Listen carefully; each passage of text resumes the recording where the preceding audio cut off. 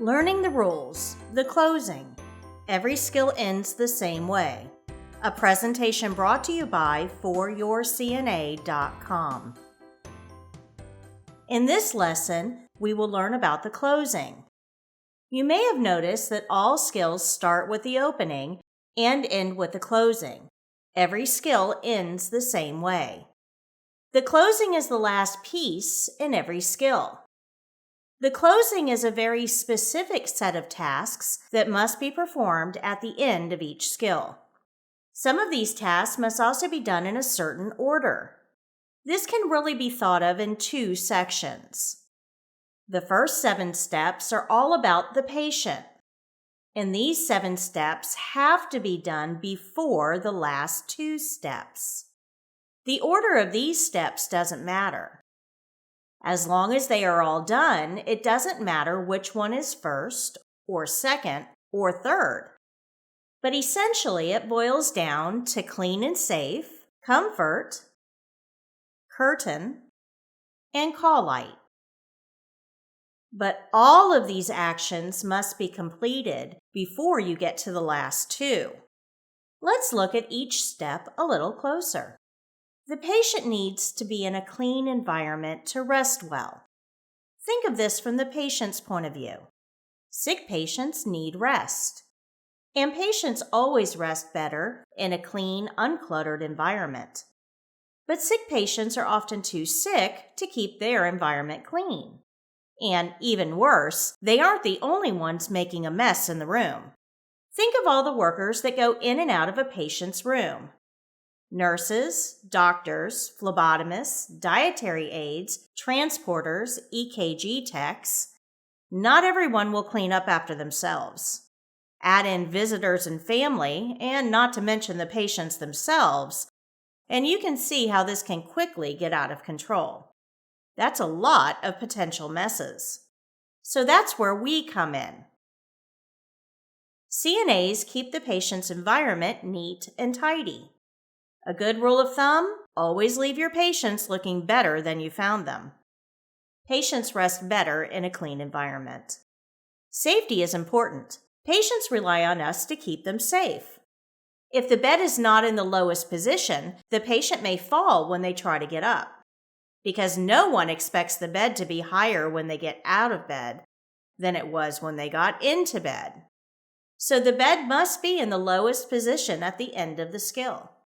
Patients need to be comfortable to rest and heal. This is so important that 3 entire steps are devoted to it during the closing. Before you leave the patient, you need to ask if they are comfortable. They may need a drink, or a snack, or a blanket, or the TV remote. Making sure that they have everything they need will keep them from hitting the call light as frequently. But just asking if they're comfortable isn't quite enough. We actually have to address their emotional comfort as well as physical. So we're going to offer them reading material, such as a magazine, before we go. And then one more comfort step must be considered. If you put the head of the bed up to perform the skill, you need to ask if this position is comfortable for the patient, or if they want the head of the bed back down before you go to allow them to rest more comfortably between caregiving tasks. Comfort is a very important topic during the exam. Make sure you have addressed all 3 of these comfort steps. You also need to open the privacy curtain at the end of the skill. Patients usually do not do well in isolation. Generally speaking, the privacy curtain should be opened after the skill is complete, unless the patient requests that it be left closed. But remember, the curtain is not clean. Think of all the hands that touch that curtain.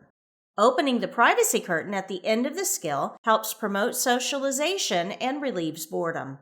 The patient has to have a way to get help once you leave the room. The patient must be handed the call light before you leave the room. This ensures that the patient knows how to call for help if he should need it.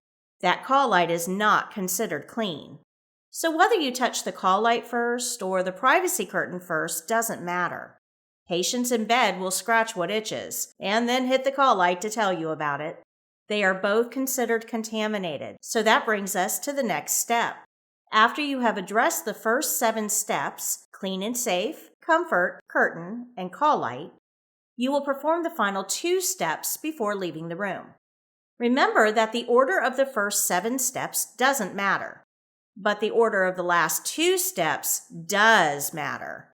Think of all the things you have touched in the patient's environment while performing your skills. The curtain, the drawers, the bed, the side rails, the call light, not to mention the patient. Now, remember that you are going to leave this patient and go see another patient. Do you think that the next patient wants to be exposed to your previous patient's pathogens? This is where hand washing comes in. Hand washing is only done after you have completely finished working with the patient.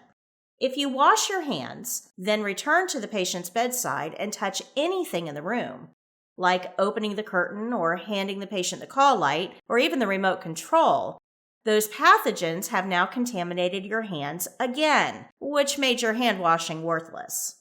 So once you have washed your hands, you cannot return to the patient. This is why the first 7 steps have to be completed before the last 2 steps. After everything else is done and you've washed your hands, you will document if required. It's important to understand basic infection control procedures in healthcare. Remember, everything you touched with soiled hands is now contaminated, so you should only touch your pen after you have washed your hands, which means documentation should be the very last thing you do in any skill. Anything that goes home with you at the end of the day should only be touched with clean hands. That includes your pen, keys, lunchbox, purse, and cell phone. You don't want to bring work germs into your home if you can help it. Remember, these germs are bad enough to make the patient sick enough that they can't be home. Do you want those germs in your home? Probably not. So don't touch home items until after you've washed your hands. Documentation is always the very last step taken in any skill.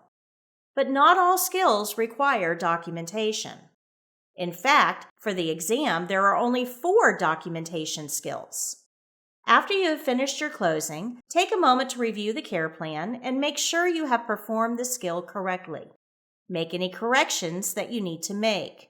And then you can tell the evaluator that your skill is done. So the entire closing should sound like this. Thank you very much, Mr. Jones. Are you comfortable? Can I get you a magazine before I go?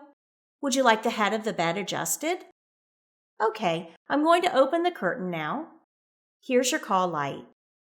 Can I get you anything else before I go? Okay, please call me if you need anything. I'll be back in a while.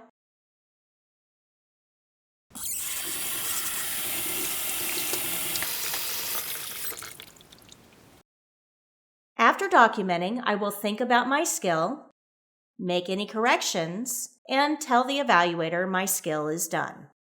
You should now have a good understanding of how the closing is performed. Remember to wash your hands after all patient care is completed, and documentation is always done after hand washing, because this order is important. Practice it often, and you'll never forget how to end a skill.